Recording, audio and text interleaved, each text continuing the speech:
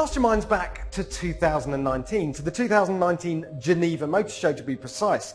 That's where ex-Aston Martin boss Andy Palmer revealed his grand vision for a mid-engine future for Aston Martin with no fewer than 3 mid-engine supercars. We had the Valkyrie, the Valhalla and the Vanquish in decreasing order of insanity. The idea was simple, that the Valkyrie is the daddy, as fast as you can feasibly go in a road car. The Valhalla was a slightly more usable take on that, but still hypercar performance. And the Vanquish was your everyday 200-300 grand supercar. Well, there's a new boss at Aston Martin now, Tobias Mers. He used to work for AMG, and he's shaking things up a bit. But the good news is the Vanquish and the Valhalla have survived, and under this extremely patriotic silk here is 95% the production version of the Valhalla. I'm told it's changed quite a bit. Let's have a look, shall we?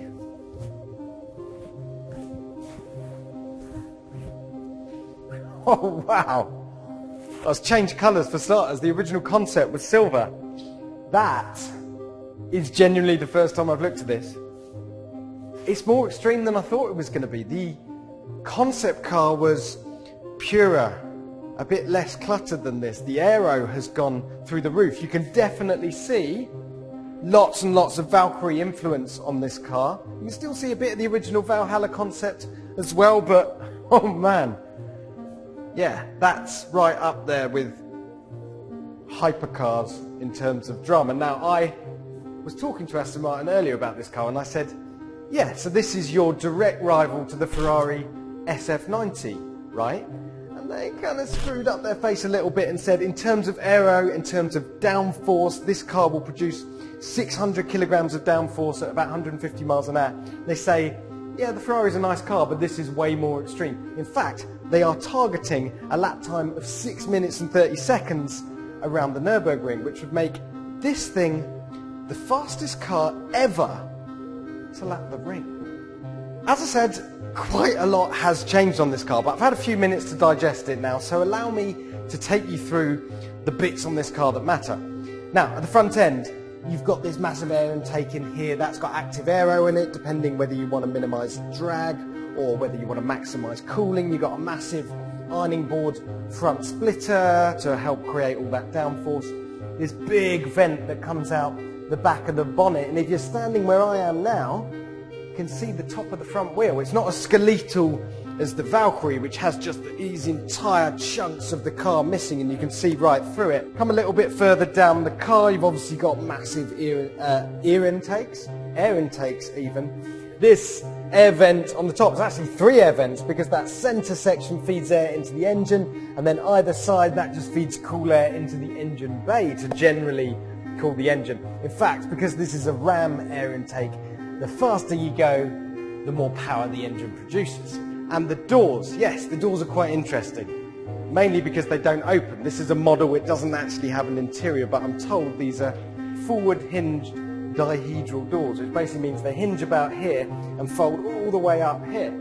So they should be quite interesting to look at, and quite different to the Valkyrie's gull-wing doors, but like the Valkyrie, you've got this big section cut out of the roof, so rather than having to post yourself into the car, you've actually got a nice big space to drop down into. What else? Down the side here, these are air intakes. Again, these are all vents to let the heat escape from the engine bay. And round the back, there is also much to discuss. Now, these, you've got the Valkyrie style funky taillight things going on. The carbon fibre spoiler here that raises up on these stanchions and then can tilt as well electronically. And just look at the size of this diffuser here.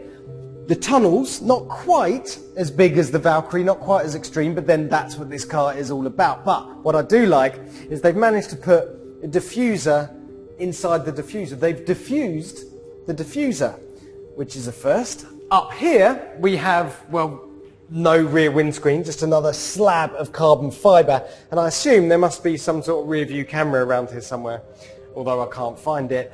And here, 2 vertical facing exhaust pipes, which are connected to an engine, which I haven't talked about yet. So this is really the big story here. The original concept of this car had a V6 twin-turbo hybrid powertrain.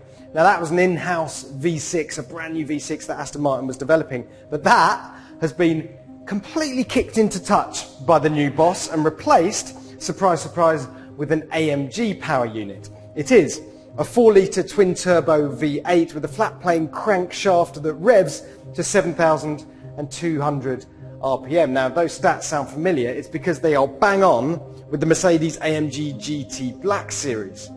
But Aston Martin says, yes, the engine is AMG sourced, but it's got a bespoke tune, it's got its own ECU, it's got bespoke engine mounts, it's got an 8-speed twin-clutch gearbox attached to it, which is a completely bespoke arrangement, and it produces 750 horsepower on its own. That's just the combustion engine, and then to that, you've got 2 electric motors as well. So, one electric motor on the rear axle, and another electric motor on the front axle. So you've got the 750 horsepower engine, you've got those 2 motors producing an extra 200 horsepower. So, maths fans, that's 950 horsepower in total, which is actually slightly less than the Ferrari SF90, which is the other V8 twin-turbo hybrid in this class. So 1-0 to the Ferrari on that front. But look, we're talking about 900 horsepower plus here, people.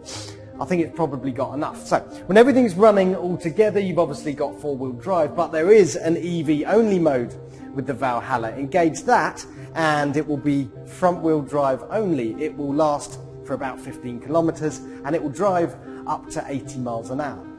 Forget that though, because in full attack mode, this thing will do 0-62 in 2.5 seconds and a top speed of 217 miles an hour.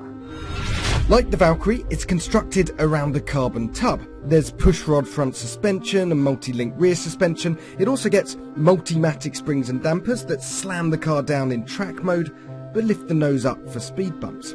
Aston says the target dry weight is under 1,550 kilograms.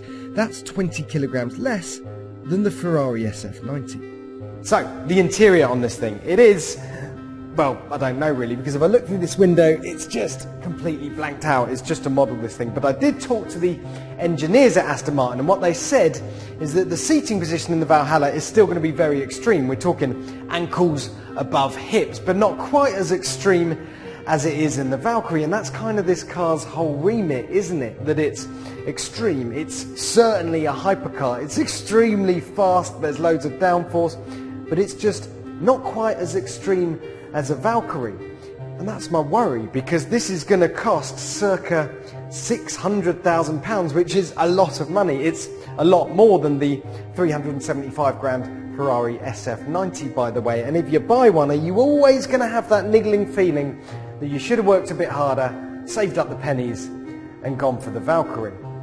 I don't know. It's actually an academic point, isn't it? Because they're only building 150 Valkyries and they're sold out. This, on the other hand, is a full series production car. They will build as many as they can sell. And if you're interested, don't worry, you've got a bit of time. The car is effectively on sale now, but first deliveries won't begin until the end of 2023.